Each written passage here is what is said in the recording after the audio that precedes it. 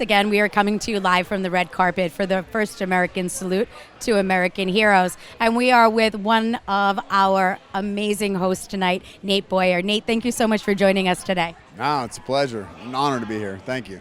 So first, let's congratulate you on your cover of the mag. And then second, you are one of the fortunate people that have an amazing story. Tell us a little bit about your journey in the military. Yeah, I joined the military a little bit later. I was 23 when I signed up, 24 by the time I went up to basic training. And, 9/11 happened when I was 20, and that's when I first started thinking about it. But it wasn't until I got a little bit older and kind of did some different things that I felt confident enough and maybe able enough to take on that responsibility.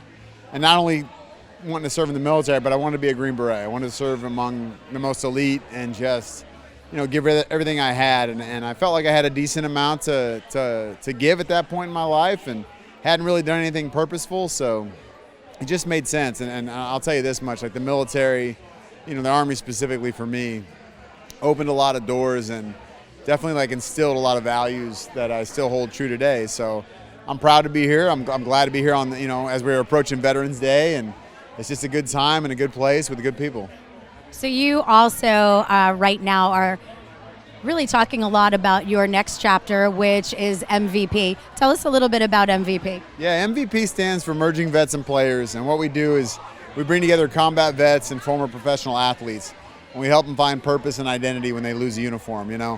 War and playing sports, obviously very different things, but that identity with a uniform, the camaraderie, the locker room, the career ending very young, those things are similar, and oftentimes we can get lost pretty easily. And we're so used to being a part of a team, and all of a sudden we're alone and we don't know how to handle it sometimes. And at the end of the day, it's just the message is that it's okay to ask for help, and there's a way we can recreate and rebuild that locker room and push each other to be great once again. How does somebody follow MVP and get involved in MVP? Yeah, so vetsandplayers.org is a website.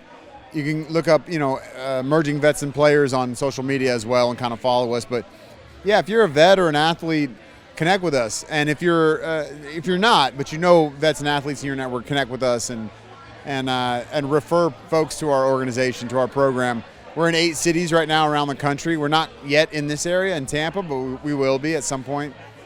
But and otherwise, if you just want to support or you have ideas for events or nights like this is a great way to come together and honor those and kind of lift each other up and fundraise for some cool causes. So yeah, vetsandplayers.org is probably the best way to do that. I love it. Nate, thank you so much for your service. Thank you so much for being here and participating with our first annual Salute to American Heroes. Stay tuned. We're getting ready to bring you another host.